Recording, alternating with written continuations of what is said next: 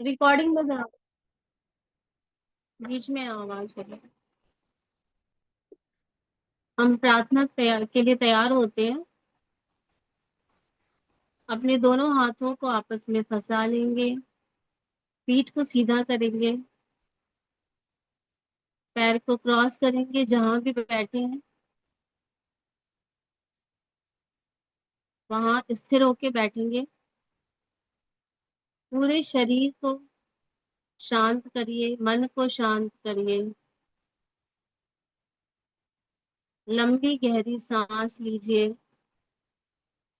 धीरे से छोड़ दीजिए। फिर से एक लंबी गहरी सांस लेंगे। धीरे से छोड़ देंगे। लंबी गहरी सांस। धीरे से छोड़ दीजिए। अपना सारा ध्यान थोड़ी देर के लिए अपनी सांसों को देखिए। हर आती और जाती हुई सांसों के साथ हमारा मन शांत हो रहा है। शरीर स्थिर हो रहा है।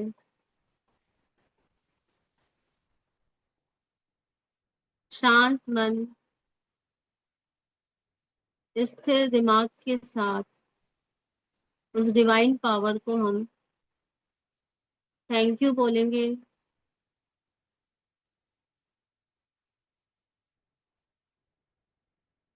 आज के इस शुभ और खूबसूरत और प्यारे दिन के लिए हे ईश्वर, आपका बहुत बहुत धन्यवाद है। आज मैं जीवित हूँ।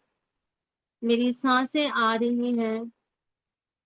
इस जीवन को देने के लिए आपका बहुत बहुत धन्यवाद है। मेरी सारी नकारात्मक भावनाओं को निकालकर मुझे सकारात्मक बनाने के लिए, मेरी भावनाओं को मजबूत करने के लिए आपका बहुत बहुत धन्यवाद है। मुझे शक्ति प्रदान करने के लिए आपका धन्यवाद है। मुझे शांत रखने के लिए, मुझे इस काबिल बनाने के लिए कि मैं लोगों के काम आ सकूं, इसके लिए आपका बहुत बहुत धन्यवाद है। हर आने वाले दिन, हर पल मेरा विश्वास आपके ऊपर बढ़ता ही जा रहा है।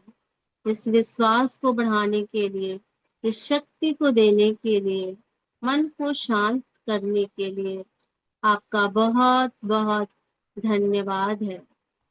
हर आने वाले दिन, आज के दिन, मेरे सारे दिनों को चमत्कारों से भरने के लिए, मेरे भावी जीवन को चमत्कारिक बनाने के लिए आपका बहुत बहुत धन्यवाद है। मेरे अंदर इतना आत्मविश्वास जगाने के लिए आपका धन्यवाद है। मेरे शरीर को स्वस्थ रखने के लिए, मुझे आशीर्वाद देने के लिए आपका धन्यवाद है। मेरे जीवन में मेरे लिए ढेर सारी योजनाएं आपने बना रखी हैं। उन योजनाओं को पूरा करवाने के लिए, मुझे शक्ति देने के लिए, हर दिन मेरा विश्वास आपके ऊपर बढ़ाने के लिए आपका बहुत बहुत धन्यवाद है। मेरे शरीर के उन 5 तत्वों का धन्यवाद है जो आपकी कृपा से हमेशा संतुलित रहते हैं। मेरे जीवन में सारे गुरुओं के लिए धन्यवाद है जिन्होंने मुझे अलग अलग रूपों में ज्ञान दिया, मुझे जीने का तरीका सिखाया। उन गुरुओं का मेरे जीवन में होने के लिए आपका धन्यवाद है। हे ईश्वर, मेरे परिवार का, मेरे जीवन साथी का, मेरे बच्चों का, सभी का स्वस्थ रहने के लिए आपका बहुत बहुत धन्यवाद है। मेरे जीवन में ढेर सारी खुशियां देने के लिए, ढेर सारे मित्र, प्रियजन, रिश्तेदारों को रखने के लिए, देने के लिए, उन सभी को मेरे जीवन का हिस्सा बनाने के लिए आपका बहुत बहुत धन्यवाद है। हर दिन, हर पल नए नए अनुभव से मेरे जीवन को सजाने के लिए, संवारने के लिए आपका धन्यवाद है। मुझे हर तरह की सुख सुविधा, धन दौलत, संपत्ति से मेरे जीवन को सजाने के लिए आपका धन्यवाद है। मुझे इतना सुंदर संसार देने के लिए धन्यवाद है। हर दिन मेरे अंदर आत्मविश्वास बढ़ता ही जा रहा है। आपके ऊपर विश्वास बढ़ता जा रहा है। मेरे अंदर वो शक्ति प्रदान करने के लिए, शांति देने के लिए, मन को सकारात्मक रखने के लिए आपका बहुत बहुत धन्यवाद है। मुझे इतनी शक्तियों से ओत-प्रोत करने के लिए आपका धन्यवाद है। हे ईश्वर, आपका बहुत बहुत धन्यवाद है। अपने दोनों हाथों को अपनी आंखों पे रख लेंगे।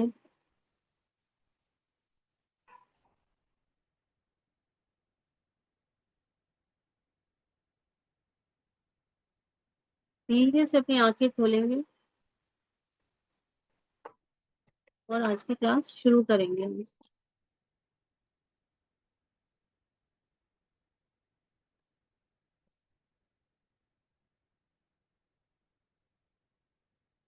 हेलो एवरीवन, अपने कैमरे खोल लो भाई। आज कोई रीडिंग करेगा?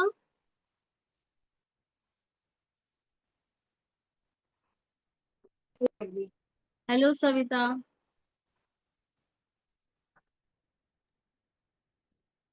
हेलो मैम, मैं कर लेती हूँ आज। ओके जागृति। ओके। ममता, पेज सेकंड चैप्टर का पेज 8 है।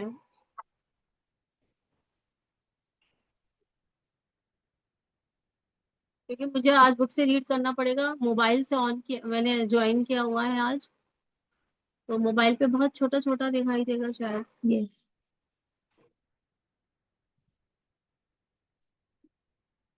अध्याय 2, पेज 8।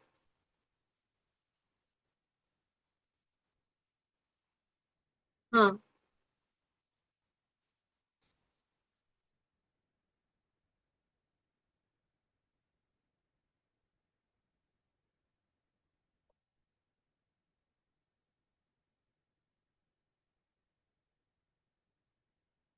8वें नंबर पे है ममता, उदाहरण से है, ये उदाहरण के लिए जो स्टार्ट है ना।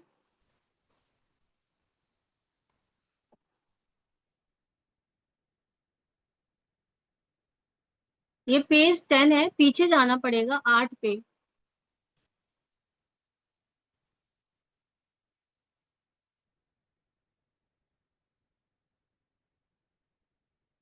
ओके अपराजिता। हाँ, यहीं से उदाहरण के लिए क्रोध अगर संचित दुख की, यहाँ से रीडिंग करनी है।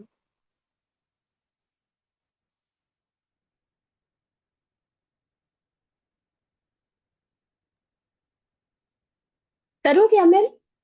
हाँ, दिखाई दे रहा है जागृति? हाँ हाँ, दिखाई दे रहा है। ओके।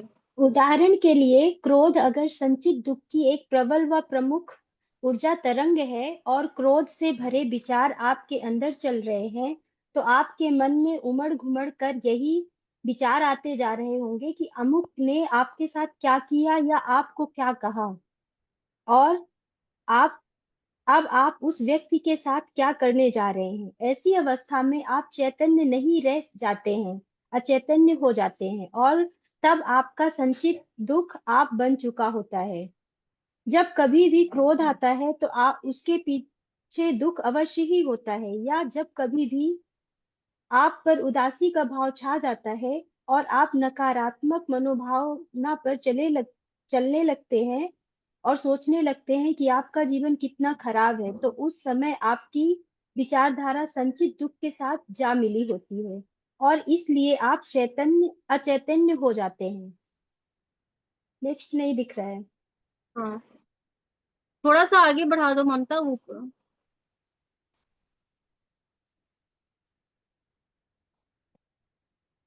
हाँ।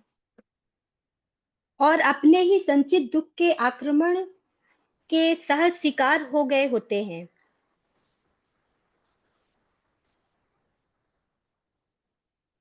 और हम्म। यहाँ भावनात्मक स्वरूप के साथ तादात्म्य हो जाना, एकाकार व एक जान हो जाना, यही है अचैतन्य हो जाना। इसमें ये अर्थ भी शामिल रहता है कि अचैतन्य अवस्था में आप लेस मात्र भी ना तो दृष्टा रह जाते हैं और ना साक्षी और ना ही अवलोकन करता। हम्म। तो इस नेक्स्ट। पैराग्राफ में हाँ, अभी इतना ही एक्सप्लेन कर लेते हैं। अभी हमारा बहुत दिनों से संचित दुख ही चल रहा है, तो हमें अब तक तो पता ही चल चुका है कि हमारे संचित दुख है क्या। तो हमारा जैसे बचपन से लेके आज तक हमने जो पीड़ा सही है, या हमारा किसी ने हमारी इंसल्ट की है, या हमारे साथ इनजस्टिस हुआ है, अन्याय हुआ है, तो ये सारी जो भावनाएं हैं, ये कहीं ना कहीं हमारे संचित दुख के रूप में मन के अंदर, तहों के अंदर छुपी हुई हैं, हमारे अंदर ही रहती हैं। जो समय के साथ हमें लगता है कि हम भूल गए हैं, लेकिन वो अंदर जब जैसे ही कोई घटना या कोई उस बात को कर देता है जो पहले हमारे साथ हो चुकी है, जब हमने उसको मानसिक पीड़ा के रूप में सहा था, तो जैसे ही हमारा ट्रिगर पॉइंट कोई दबा देता है, हमारा वो गुस्सा के रूप में फूट जाता है, हमें तुरंत गुस्सा आने लगती है। जैसे आपने देखा है ना, कुछ अपने आसपास देखा होगा कि कुछ लोगों को कितना नाक पे ही गुस्सा चढ़ा रहता है, कुछ भी बोलो तो उन्हें तुरंत गुस्सा आ जाता है। लेकिन ऐसा नहीं होता है, क्योंकि जो भी हमारा वर्तमान में स्थिति चल रही है, प्रेजेंट टाइम में जो भी इंसिडेंट्स हो रहे हैं, उस घटना से कभी गुस्सा नहीं आता है। गुस्सा हमारा कभी ना कभी अतीत से जुड़ा रहता है, अतीत की घटनाओं से जुड़ा रहता है, जहां हमें कभी अपमान का सहना करना पड़ा, अपमान मतलब अपमानित होना पड़ा, या कोई किसी ने अन्याय कर दिया हमारे साथ। जैसे कोई लड़का है, स्कूल में पढ़ता है, जैसे आजकल बच्चे पढ़ते हैं ना स्कूलों में, तो बहुत से फ्रेंड्स बन जाते हैं। तो वहां से कई कई ऐसे होते हैं कि फ्रेंड्स, जैसे कोई जो बच्चा सीधा साधा होता है, उसका जो है, एक मिनट, हाँ, मैं दिखाई दे रही हूँ ना? हाँ, ओके। तो कई बार ऐसा होता है कि जो बच्चा सीधा साधा होता है, उसको सारे बच्चे मिलके जो है उसको टीज करते हैं, परेशान करते हैं, उसको अपना इंसल्ट करते हैं। तो वो बच्चा आंसर नहीं दे पाता है। जब आप बचपन में किसी का आंसर नहीं दे पाते हो और कोई आपके साथ बदतमीजी कर रहा है, तो वो सारी पीड़ाएं जो है संचित दुख के रूप में अंदर अंदर छुप जाती है, हमारे अंदर समा जाती हैं। और जब हम बड़े हो जाते हैं, तो जब कोई हमारा ट्रिगर पॉइंट दबा देता है, तो हम फूट पड़ते हैं, ज्वाला के रूप में, अग्नि के रूप में। तो इसलिए ये ऐसा होता है जैसे आपके पास कोई मटका है, कचरा भरा हुआ है, जरा सी घटना से हिला, बदबू बाहर आ गई, मतलब कि आपके अंदर जो संचित भावनाएं हैं, वो क्या है, भावनाएं ये जो दुख और पीड़ा के रूप में है, जो क्रोध की भावना है, उदासी की भावना है, और ये किसी ने आपकी बेइज्जती कर दी, तो ये सब जो है आपके अंदर ये समाया रहता है। और जब हम अनकॉन्शियस हो जाते हैं, अचैतन्य अवस्था में रहते हैं, तो ये सारी पीड़ाएं क्या होती है, हमें दुख पहुंचाती है, हमारा विनाश करती है, और हर समय हम गलत डिसीजन लेते हैं, क्योंकि हम सजग नहीं है, इस समय कॉन्शियस माइंड नहीं है हमारा। तो हम जैसे इसको ऐसे समझेंगे, इस पैराग्राफ में राइटर ये बता रहे हैं कि जब आप सजग नहीं होते हैं, और आपको वही जो पीड़ाएं बार बार आपके सामने घटित हो रही हैं, तो आप अपने आप को संभाल नहीं पाते हो। जैसे ये वाला एक घटना है, जैसे हमारे उपनिषद में एक कहानी है सत्यकाम की। तो उससे समझेंगे कि सत्यकाम को ना अपने को शिक्षा लेनी थी, गुरु जी के पास गए, तो उनको ये था कि मुझे एजुकेशन चाहिए। तो गुरु जी ने उनको देखते ही पूछा कि एक बात ये बताओ कि तुम्हारे पिता का क्या नाम है। तो उन्होंने कहा, मुझे अपने पिता का नाम नहीं पता है, लेकिन मेरी जो माँ है वो सेविका है। तो ये दुख, तो ये पीड़ा उनको बचपन से थी, अंदर समाई हुई थी, लेकिन उन्होंने उसको ना इतना ज्यादा अपने ऊपर हावी नहीं होने दिया। उन्होंने सच बोल दिया कि हाँ, मेरी माँ सेविका थी, उनको भी नहीं पता कि मेरे पिता का क्या नाम है। ये हमारे कठोपनिषद है, उसमें ये कहानी है सत्यकाम की। तो गुरु जी इतने इम्प्रेस्ड होते हैं कि वो कहते हैं, ठीक है, आप पढ़ाई करने के योग्य हैं, आप आ जाइए। तो यहाँ पे सत्यकाम अपने दुख को, पीड़ा को छुपा भी सकते थे, लेकिन उन्होंने उस चीज को स्वीकार कर लिया, पहचान लिया। मतलब हमारे जीवन में जो भी पीड़ाएं हैं, उसको हमें सबसे पहले पहचानना होगा। यदि हमने उसको रिकॉग्नाइज कर लिया, आइडेंटिफाई कर लिया, एक्सेप्ट कर लिया, तो वो हमें उतना परेशान नहीं करते हैं। फिर यहाँ पे ये बार बार राइटर कह रहा है ना, अचैतन्य हो जाते हैं, अनकॉन्शियस हो जाते हैं। तो जब हम अनकॉन्शियस हो जाते हैं, इसका मतलब हम सो नहीं जाते, हमारी बुद्धि काम नहीं करती है। जैसे महाभारत का एक इंसिडेंस है ना, अश्वत्थामा वाला, कि वो बचपन से अश्वत्थामा जो था, उसके मन में एक ही बात चलती जा रही थी, क्योंकि वो द्रोणाचार्य के पुत्र थे। तो उन्हें अपने पिता का वो अपमान याद था। द्रोणाचार्य के पास एक टाइम ऐसा था कि इतना भी पैसा नहीं था कि अपने बच्चे को दूध पिला सके, वो आटे को पानी में घोल के पिलाया करते थे। तो लेकिन इस इंसिडेंस ने जो द्रोणाचार्य थे, उनके पिता थे अश्वत्थामा के, उनके मन में इतनी आहत हो गया, इतना पीड़ा हो गई कि उन्होंने अपने दोस्त जो राजा थे द्रुपद, उनसे उन्होंने सहायता मांगी कि मुझे कुछ जमीन दे दो तो मैं अपना परिवार चला सकूंगा। लेकिन द्रुपद ने उनको भरी सभा में अपमानित कर दिया। मतलब राजाओं ने शिक्षक थे, गुरु थे, लेकिन उनके पास पैसा नहीं था, उनको जगह जगह अपमानित होना पड़ा, समाज में उनका वो स्थान नहीं था। तभी उन्होंने आगे चल के, मतलब ये पूरी घटनाओं के एक एक कैरेक्टर आपस में कड़ियां जुड़ी हुई हैं। तो कैसे अश्वत्थामा ने बचपन से देखा कि मेरे पिता का राजाओं के द्वारा बार बार अपमान हो रहा है, तो ये चीज जो है ना संचित दुख के रूप में उनके अंदर मन में बैठती चली गई, बैठती चली गई। तो जब वो दिन आया युद्ध स्थान का, तो वहां पे ना छल से उनके पिता को मार दिया था ना, युधिष्ठिर से कहलवाया कि अश्वत्थामा, मतलब कि जो हाथी है उसका, वो द्रोणाचार्य ने जैसे ही सुना कि मेरे पुत्र को मार दिया गया है, तो वो उसी समय व्याकुल हो गए, क्योंकि द्रोणाचार्य को अर्जुन मार नहीं पा रहे थे, क्योंकि उनके गुरु थे और उनके अंदर काफी विद्या थी, निपुण थे उसमें, धनुर्विद्या में। तो उन्होंने छल से मारा द्रोणाचार्य को। तो यही बात जब अश्वत्थामा को पता चली, तो उसके अंदर जितने भी संचित दुख थे वो गुस्से के रूप में, क्रोध के रूप में उसी समय उभर आए।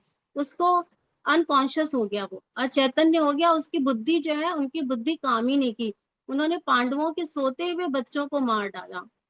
तो जब यदि वो सजग होते, चैतन्यता की अवस्था में होते, तो उनकी बुद्धि काम करती कि ये बच्चे तो युद्ध नहीं कर रहे हैं, इन बच्चों का तो कोई भी दोष नहीं है। लेकिन उस समय अनकॉन्शियस होने से उन्होंने क्या किया, डिसीजन गलत लिया।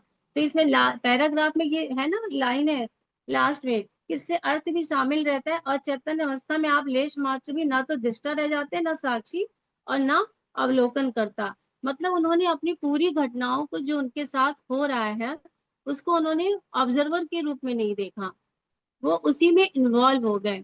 तो जब आदमी उसी में इन्वॉल्व हो जाता है, ऑब्जर्वर की तरह नहीं देखता है, जो भी उसके साथ घटनाएं हो रही हैं या इंसिडेंस हो रहा है, वो हमेशा फैसले गलत करता है उसके साथ। फिर अब जैसे सत्यकाम की आप वो ले लो एग्जाम्पल, उसने अपने दुख को जो है अपने ऊपर हावी नहीं होने दिया, उसने एक्सेप्ट किया, उसने कहा कि हाँ ये मैं मानता हूँ कि मैं जो है मेरे मुझे पिता का नाम नहीं पता है।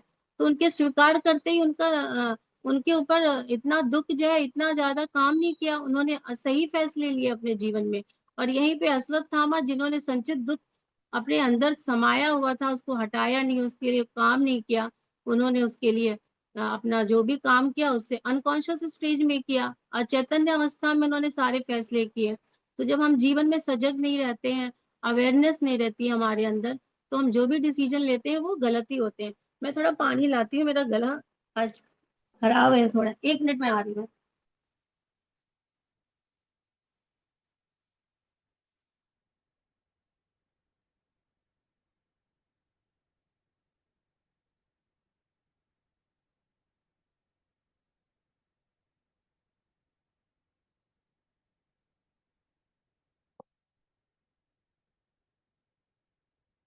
तो आगे का पैराग्राफ पढ़े। इस पैराग्राफ में राइटर ने यही कहा है कि हमें अनकॉन्शियस नहीं रहना है अपनी लाइफ में। अब हमें यहाँ से पढ़ना है अवधान, अवधान में सजगता पूर्वक रहने की अवस्था। अवधान में सजगता पूर्वक रहने की अवस्था आपके संचित दुख और आपकी विचार प्रक्रिया के बीच चलने वाली कड़ी को तोड़ देती है, और तब रूपांतरण की प्रक्रिया शुरुआत हो जाती है। ये बिल्कुल ऐसा है जैसे आपका दुख आपकी चैतन्यता के दीपक में पड़ जाने के बाद घी का काम करने लगा हो, कुछ और उसके परिणाम स्वरूप दीपक की ज्योति और भी अधिक दैदीप्यमान हो उठी हो। कीमियागरी की प्राचीन कला का रहस्यात्मक अर्थ भी यही है कि साधारण धातु का रूपांतरण करके उसे सोना बना देना और दुख का रूपांतरण करके उसे चैतन्यता बना देना। इससे आपके भीतर की टूटन भर जाती है और आप फिर से अक्षत, अखंड और अविभाजित हो जाते हैं और संपूर्ण हो जाते हैं।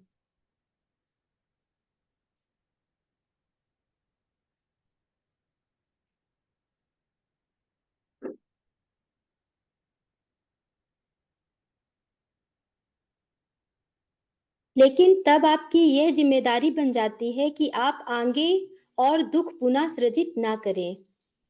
हम्म। आइए इस तो प्रक्रिया को उसने इसको एक्सप्लेन कर यस लेते हैं। यस। तो इन्होंने इसमें राइटर ने इस पैराग्राफ में कहा है कि अवधान में सजगता पूर्व रहने की जो अवस्था आपके संचित दुख और आपके विचार, मतलब कि जितना ज्यादा हम अवेयर रहते हैं अपनी लाइफ में, सजग हो जाते हैं कि हमारे अंदर क्या चल रहा है उसके प्रति, तो आप देखोगे कि जो हमारा माइंड का जो पैटर्न है, जो हमारा सोचने का तरीका है, जो हमें बार बार गलत डायरेक्शन में लेके जाता है, उसके बीच में जो जो वो यूनिटी है ना हमारे माइंड और हमारे मन के बीच में, वो धीरे धीरे जो कहते हैं ना संचित दुख और हमारे सोचने की जो तरीका है, उसमें धीरे धीरे जुड़ाव खत्म होने लगता है। तो जुड़ाव जुड़ाव होता है संचित दुख और हमारे विचारों के सोचने के तरीके में, माइंड के पैटर्न में। तो जब ये जुड़ाव होता है तो इसी की वजह से हमें दुख मिलता है, हम बार बार अपने जीवन में दुखी होते चले जाते हैं। तो ये जुड़ाव धीरे धीरे खत्म होने लगता है, और इससे क्या होता है हमारा ट्रांसफॉर्मेशन लाइफ में शुरू हो जाता है, हम कहीं ना कहीं रूपांतरित होने लगते हैं अपनी लाइफ में। और फिर उसके बाद इन्होंने कहा है कि बिल्कुल ऐसा ही दुख आपकी चैतन्यता के दीपक में, और ये जैसे आप देखो कि जीवन संसार में जितने भी महापुरुष हुए हैं और जितने भी ये गौतम बुद्ध हुए हैं, ऋषि मुनि हुए हैं, सबके अंदर संचित दुख था। तो उन्होंने अपने संचित दुख को सीढ़ी बनाया आगे बढ़ने के लिए, ना कि उसके अंदर इन्वॉल्व हुए। दृष्टा भाव से उन्होंने ऑब्जर्वर बन के अपने दुखों को देखा। तो वो जैसे जैसे ना चेतना का दीपक और जलने लगता है, सोने की तरह बन जाता है। तो इसमें उन्होंने कहा ना कि एक कीमियागर का एग्जाम्पल दिया है राइटर ने, एल्केमी बोलते हैं उसको। तो वो क्या करते हैं, जो साधारण धातु होता है उसको गोल्ड में कन्वर्ट करने का आर्ट आता है उनको। तो यही राइटर कह रहे हैं कि यहाँ पे जो भी साधक हैं, जो सजग रह सकते हैं, जो भी मेडिटेशन करते हैं, ध्यान करते हैं, तो वो अपने दुख को, जो उनके अंदर दुख है उसको आप सीढ़ी बना के यूज करिए।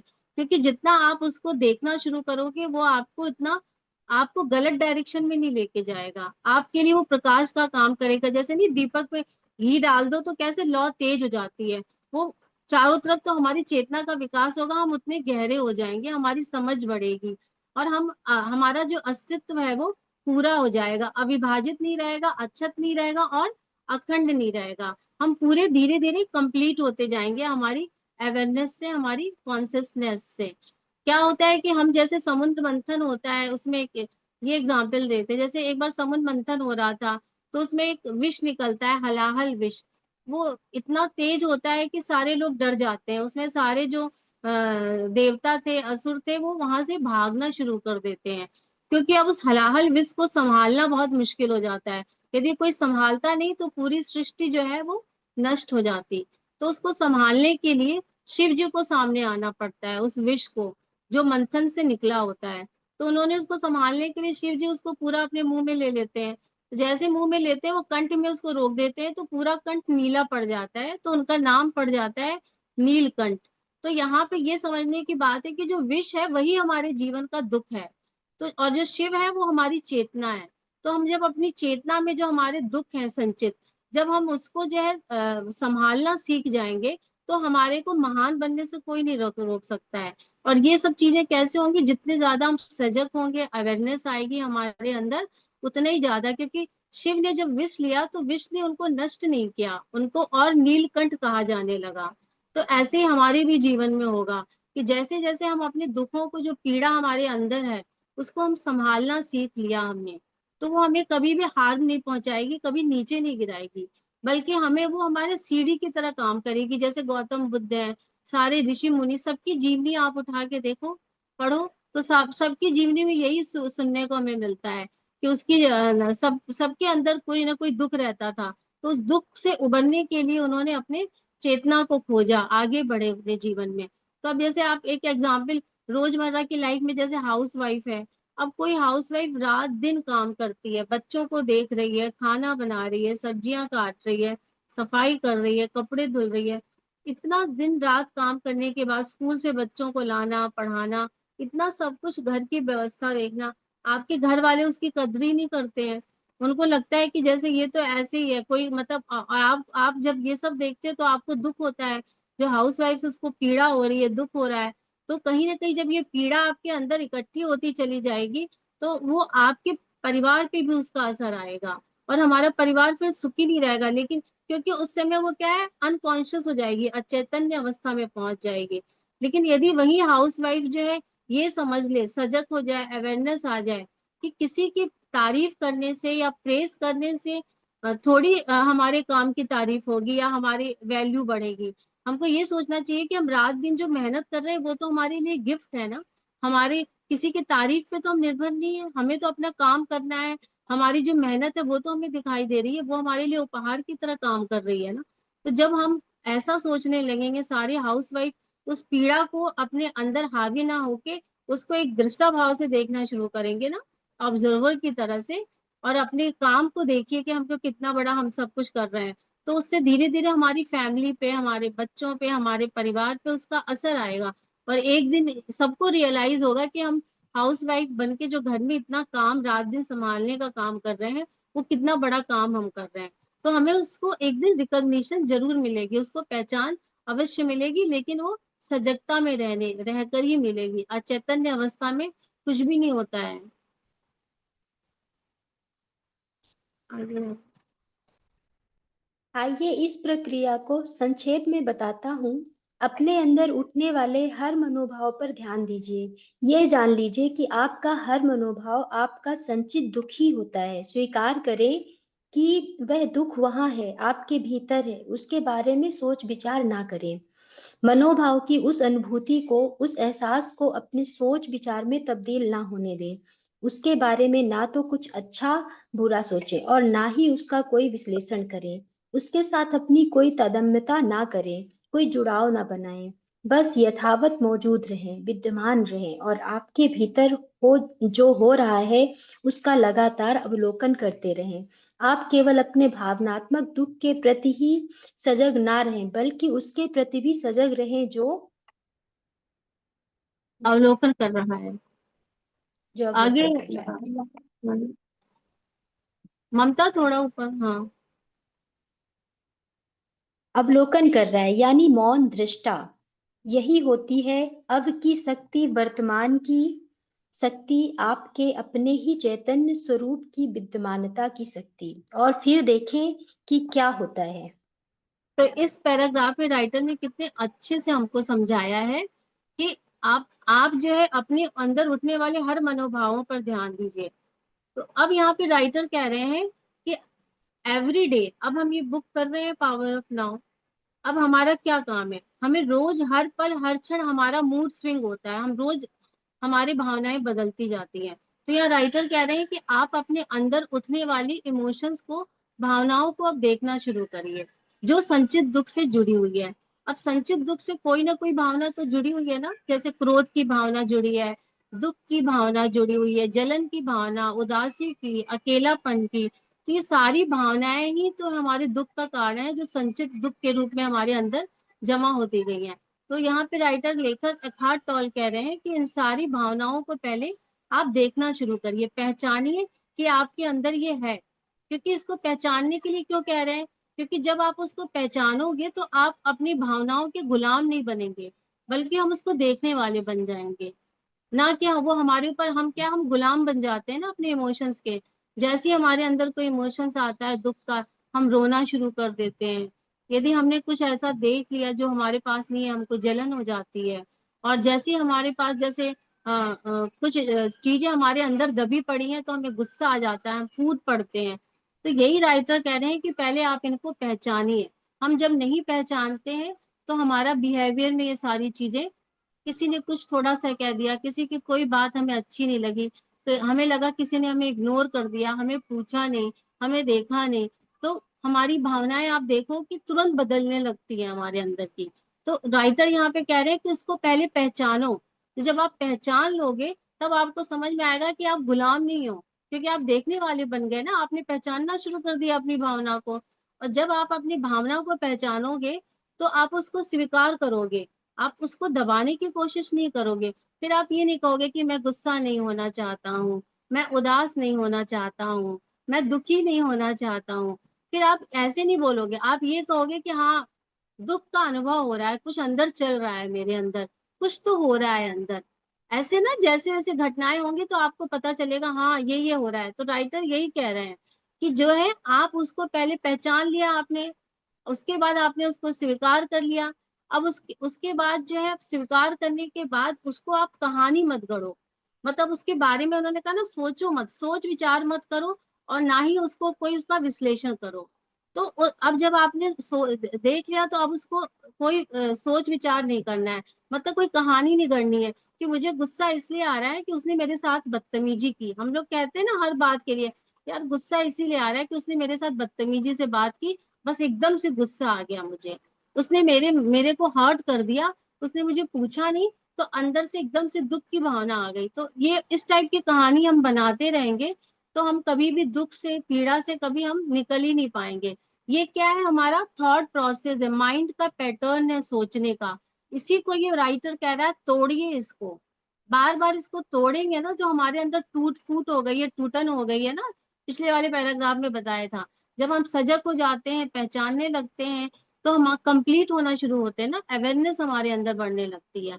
तो जब आपने जब ये देख लिया, उसको पहचान लिया, आप सजग हो गए, तो आप देखोगे कि जब आपको गुस्सा आ रहा है, तो आप खुद को देखोगे कि गुस्सा आने में क्या होता है, आपके शरीर में चेंज आता है। क्या चेंज आएगा आपके शरीर में, कि आपको गुस्से में शरीर में, सीने में जलन होने लगेगी। तो आप अपने सीने में जलन होते हुए देखोगे, तो आपको पता चलेगा गुस्सा आ रही है, कहीं जलन हो रही है, तो पेट में आपको कुछ गुड़गुड़ होने लगती है, कसाव होने लगता है, सब कुछ इस टाइप की घटना होने लगती है। और यदि आपको कोई हर्ट हो जाते हो, दुखी हो जाते हो किसी बात से, तो गला भर जाता है, रोना आ जाता है। तो इन सारी, राइटर कह रहे हैं इमोशंस को दबाना नहीं है आपको, इन सारे इमोशंस को अपने अंदर होते हुए देखिए, फिर इन इमोशंस को पहचानिए कि आपके अंदर ये हो रहे हैं, फिर उनको स्वीकार करिए। तो जब आप, और उपस्थित रहिए वहां पे, प्रेजेंट रह के अपने अंदर जो हो रहा है उसको देखना शुरू करिए। जब आप इस स्थिति में पहुंचेंगे, तो आप देखोगे धीरे धीरे ये जो भावनाएं हैं मिटने लगती हैं, खत्म होने लगती हैं।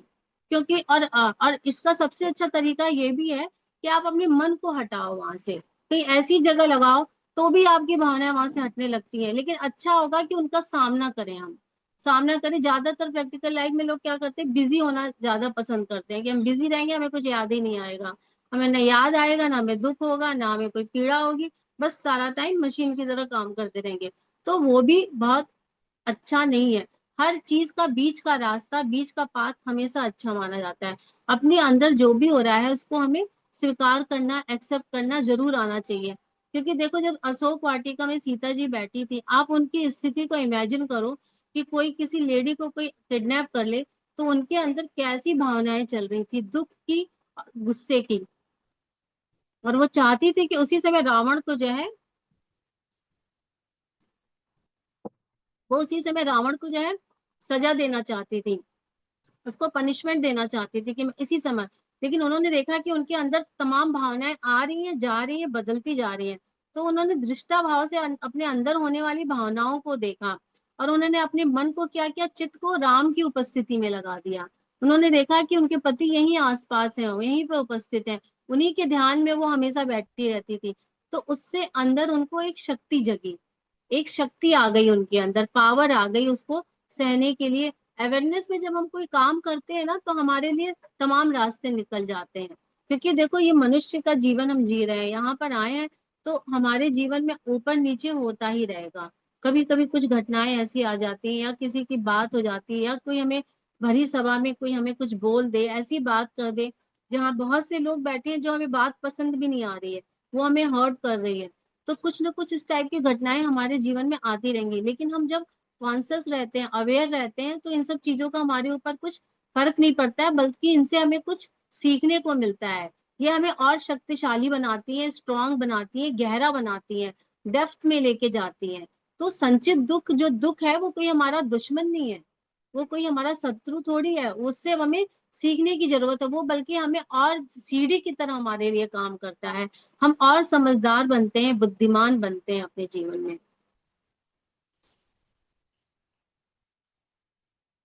कई महिलाओं में यह संचित दुख खास तौर से उनके ऋतुस्राव से ठीक पहले जाग उठता है। इसके बारे में और उस इसके कारणों के बारे में मैं बाद में सविस्तार चर्चा करूंगा। फिलहाल उनसे मेरा इतना ही कहना है अगर आप उस खास वक्त में भी सजग बनी रह सकें, वर्तमान में विद्यमान रह सकें और आपके भीतर जो कुछ भी हो रहा है उसे खुद पर हावी ना होने दें, बल्कि उसे आप ध्यान से बस देखें, तो आपकी यह अवस्था आपके लिए सबसे शक्तिशाली आध्यात्मिक अभ्यास का एक अवसर प्रदान करने वाली हो जाती है।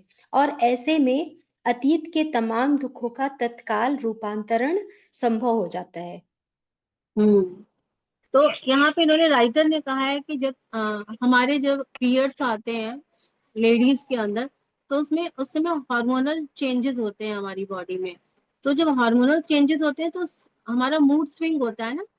कई लोगों को पीरियड्स के दिनों में आपने देखा होगा कि वो बहुत रोते हैं, उनको रोना आता है। कई लोग बहुत जो है उनको दर्द की पीड़ा है, मतलब तमाम तरह के इमोशंस आते हैं जाते हैं उस स्टेज में। तो राइटर कह रहे हैं कि आप उस स्टेज में भी आप जो है उसको सजग तरीके से होकर देखेंगे, तो उसको भी आध्यात्मिक तरीके से आप उसको अपने चेतना के विकास के लिए यूज कर सकते हैं। क्योंकि वो समय ऐसा होता है कि मूड स्विंग हो रहा है, तो उसमें आप बहिए मत। भावनाएं बार बार आ रही हैं जा रही हैं, तो उसमें बहने की जरूरत नहीं है। उसको उसमें भी आप अवेयर रहिए, कॉन्शियस रहिए। सो मतलब कि बिल्कुल अनअवेयर नहीं होना है हमको, बिल्कुल अनकॉन्शियस नहीं होना है। जागरूक रह के उस स्टेज को देखना है, तो वो भी स्टेज हमारे लिए कुछ ना कुछ हमको दे के जाएगा। ये राइटर इस पैराग्राफ में हमें यही समझाने के लिए कह रहे हैं कि इस चीज को हम आध्यात्मिकता में भी जोड़ सकते हैं, उस स्टेज को।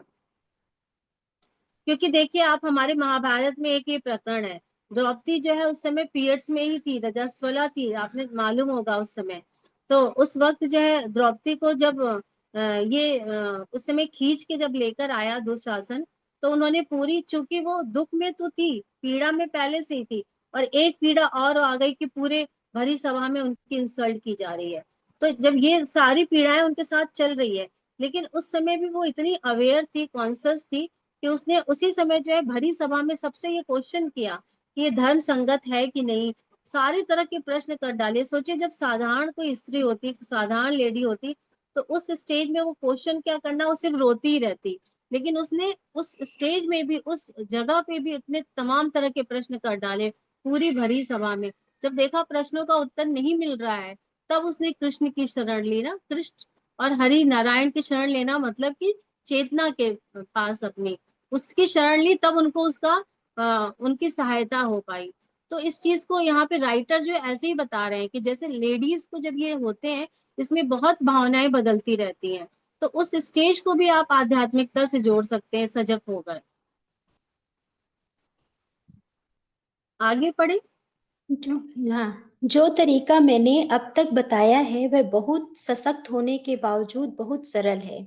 इसे किसी बच्चे को भी सिखाया जा सकता है, और हो सकता है कि एक दिन ऐसा भी आए कि जब बच्चों को सबसे पहले सिखाई जाने वाली बातों में स्कूल इसे भी शामिल कर ले।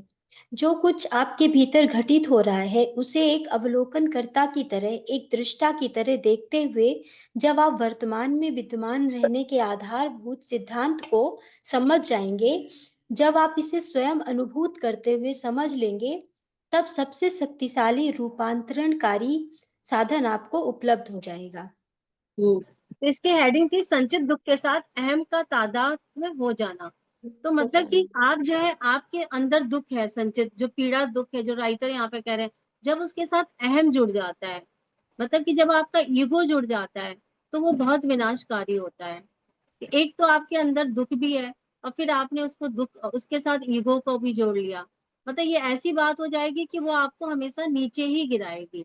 ईगो कभी भी हमारे जीवन में, अहंकार जैसा शब्द कभी नहीं होना चाहिए। वो अलग अलग रूपों में हमारे जीवन में, दुखों में, सुख में अहंकार आता है, तो दुख में भी आ जाता है।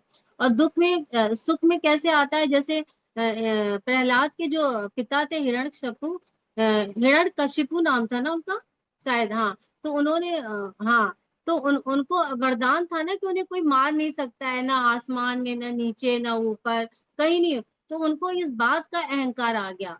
तो अहंकार मतलब उन्होंने उसको अपने अहम से जोड़ लिया, जो उनके साथ था उसको उन्होंने अहम से जोड़ लिया। तो यहाँ पे सुख दुख तो दोनों सिक्के के पहलू है ना, वो टेम्परेरी है, वो तो बदलते रहेंगे। ऐसा राइटर ने पिछले हमने पैराग्राफ में भी पढ़ा था। तो जब हम उसको ईगो से उसने जोड़ दिया, तो उसको क्या लगा कि हम मेरी सारे लोग पूजा करें। अब वो सबसे एक्सपेक्ट करना लगा कि पूरे हर जगह सारे लोग मेरी पूजा करें। फिर वो अपने पुत्र से भी यही सोचने लगा कि ये भी मेरी पूजा करे, प्रहलाद। तो प्रहलाद क्या था, वो भगवान विष्णु का भक्त था। वो बचपन से ही नारायण नारायण इसी की रट लगाता रहता था। ये बात जो है उसके पिता को बिल्कुल भी पसंद नहीं आती थी। वो कहता था मेरा नाम लो, मेरी पूजा करो। तुम विष्णु क्या है, वो थोड़ी भगवान है, उसका क्यों नाम लेते हो नारायण नारायण। तो प्रहलाद ने कहा नहीं, मेरा उन्हीं में मन बसता है, मैं उन्हीं का नाम लेता रहूंगा।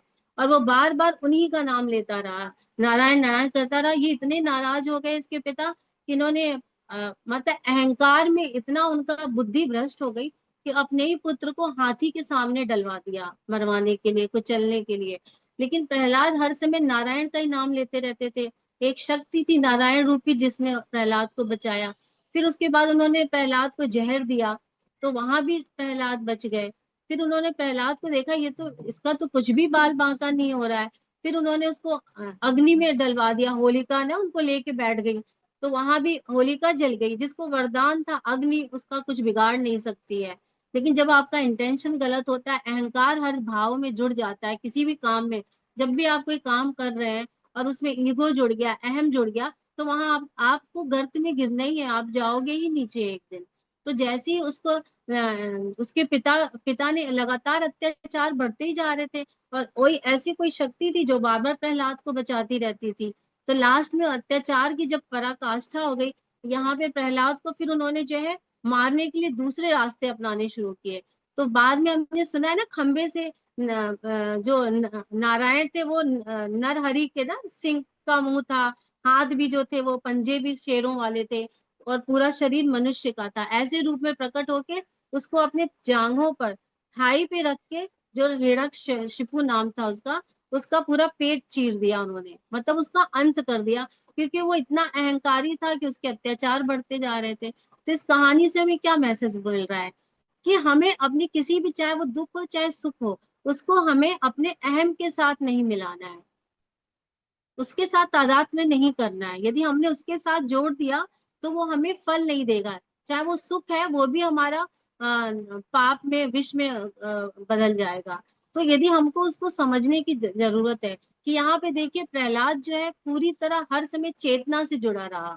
उसने कभी भी जो है अपने नारायण का नाम लेके, मतलब जब हम भक्ति पूजा करते हैं तो क्या होता है, भक्ति और पूजा भी हमें चेतना की तरफ तो लेके जाती है, हमारी जो खुद की चेतना है। बस वो हमें क्या करती है, लान लेते लेते लेते लेते एक समय ऐसा आता है कि हम, हमारा दिमाग शून्य की स्थिति में पहुंच जाता है। वो भी एक तरह से मेडिटेशन ही है, भक्ति करना, मंत्रा चैंटिंग करना बैठ के। और आप आंखें बंद करके मेडिटेशन कर रहे हो, हर स्थिति सही है। आपको कौन सी स्थिति में पहुंचते हो, हर व्यक्ति अलग अलग चीजों के लिए बना है। यदि कोई व्यक्ति का भक्ति में मन लग रहा है और नारायण, एक ही ईश्वर का एक ही मंत्र आपने पकड़ लिया, ओम नमो भगवते वासुदेव देवाय पकड़ लिया आपने, आपने भगवान हरि का नाम पकड़ लिया और लगातार आप उसको चैंट कर रहे हो, तो आप देखोगे आपके जीवन में कितनी भी प्रॉब्लम्स आ रही हैं, वो आपके कुछ भी बाल बांका नहीं होगा। जैसे प्रहलाद का कुछ भी बाल बांका नहीं हुआ, क्योंकि वो सारा टाइम अपनी चेतना से जुड़े थे। उनके साथ जो भी परेशानियां हो रही थी, अत्याचार हो रहे थे, एक पुत्र के रूप में भी वो उसको दृष्टा भाव से देखते जा रहे थे कि उनका पिता उनके साथ क्या कर रहा है।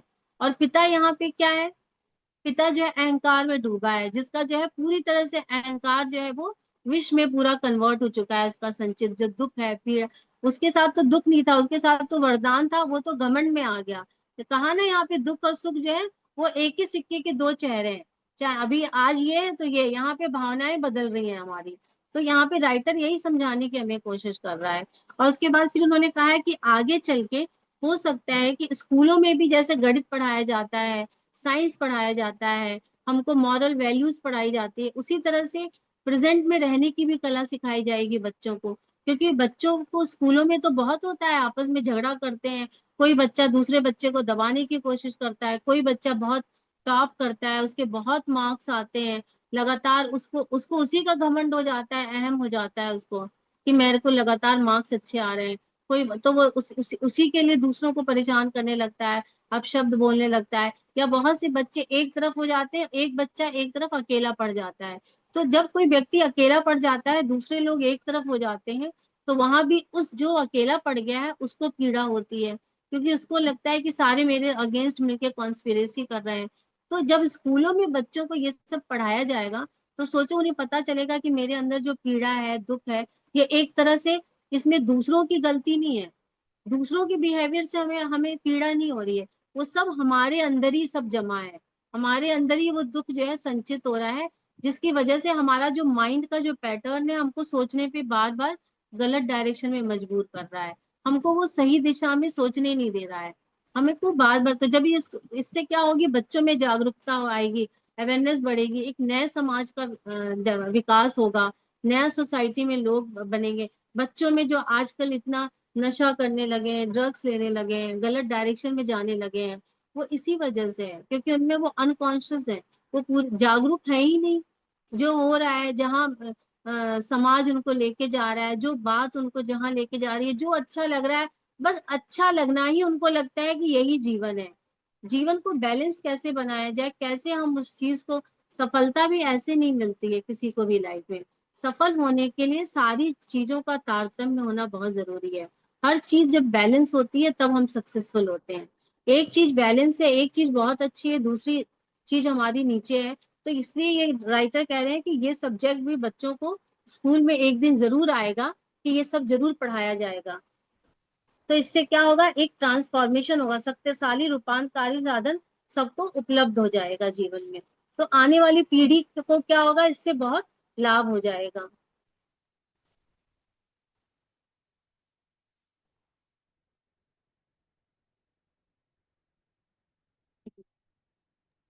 एक्चुअली आज मैं दिखाई नहीं दे रही हूँ, मुझे जागृति लगातार दिखाई दे रही है।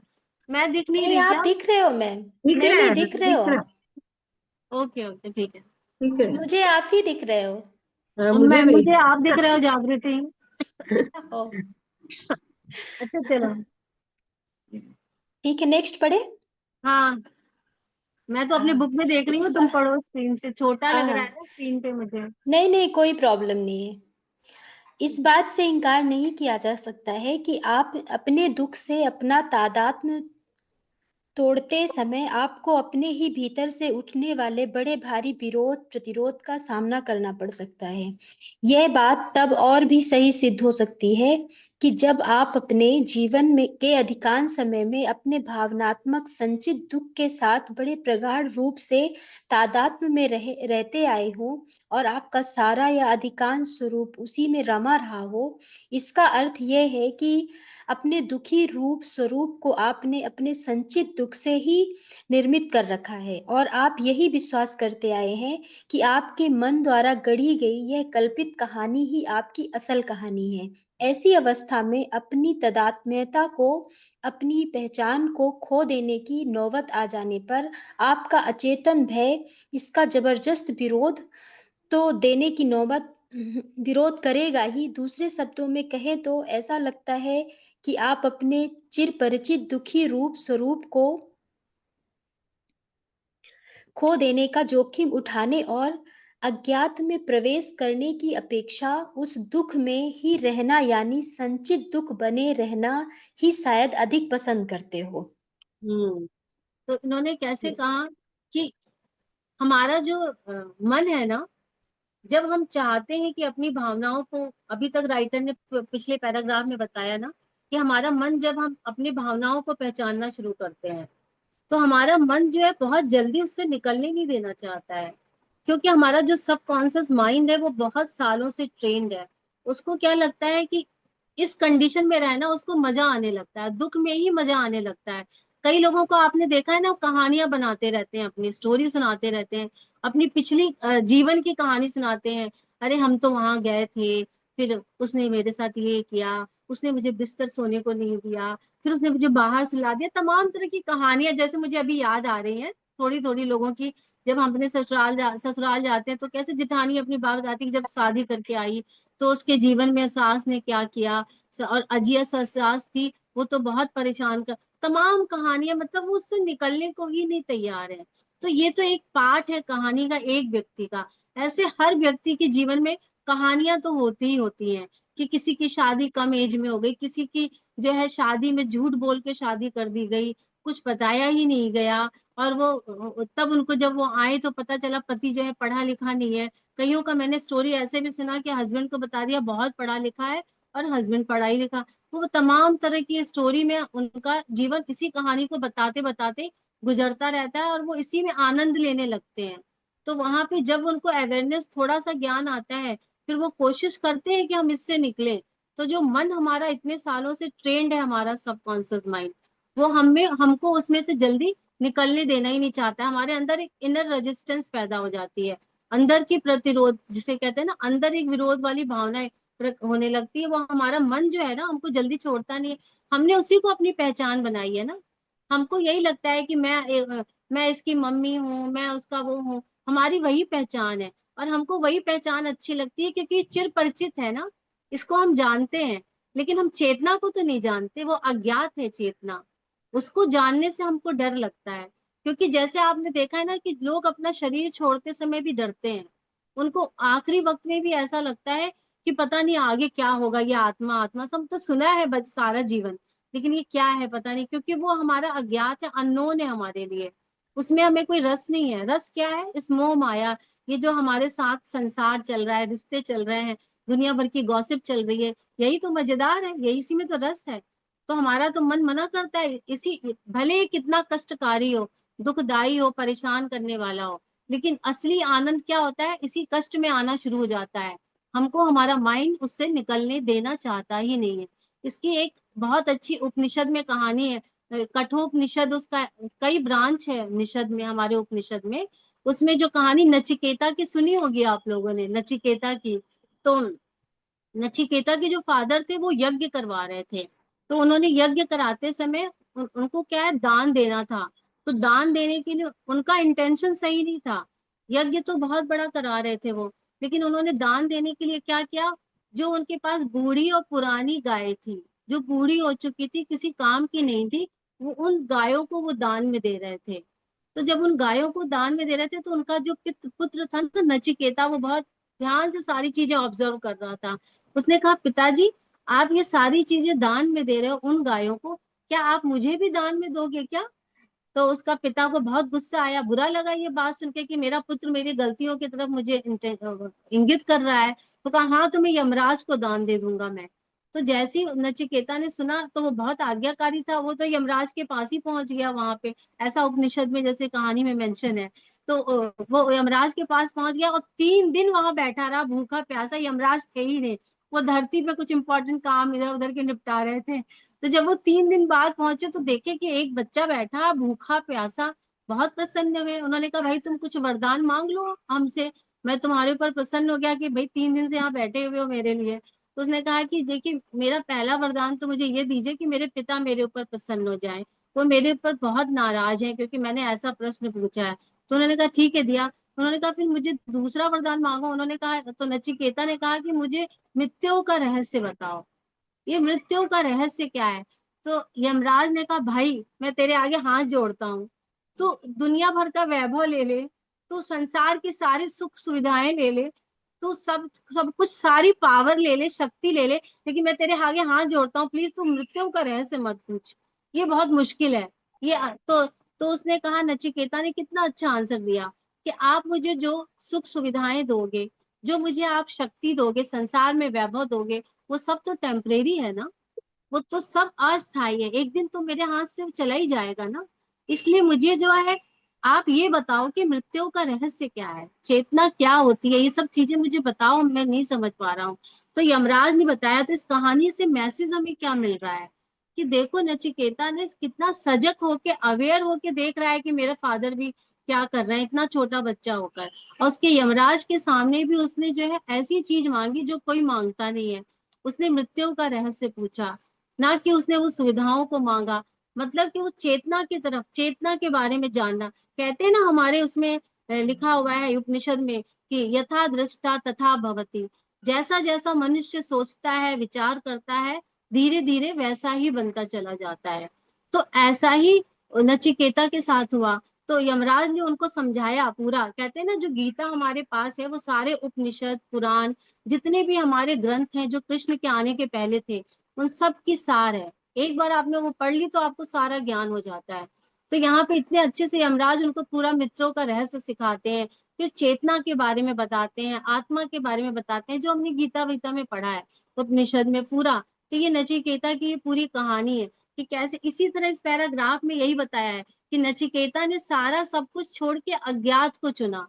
उन्होंने वो ज्ञात रास्ता नहीं चुना जो हम लोगों को पता है ना, उनको अज्ञात मतलब हम चेतना के बारे में जानते नहीं है, तो हमें इंटरेस्ट नहीं है उसके बारे में जानने का। तो यही राइटर जो है हर पैराग्राफ में बड़ी खूबसूरती से हर छोटी छोटी चीजों के द्वारा हमें समझाने की कोशिश कर रहा है। तो आज की क्लास हम इतना ही करते हैं, आगे हम नेक्स्ट क्लास में करेंगे, आपस में आज बातें कर लेते हैं। अभी 4-5 ही मिनट बचे हैं क्लास 30 होने में। तो अभी शेयरिंग बंद कर दो ममता। वाह, मजा आया क्लास में आज, कैसा लगा भाई सबको? बहुत मजा आया, बहुत। बहुत सही। अच्छा, और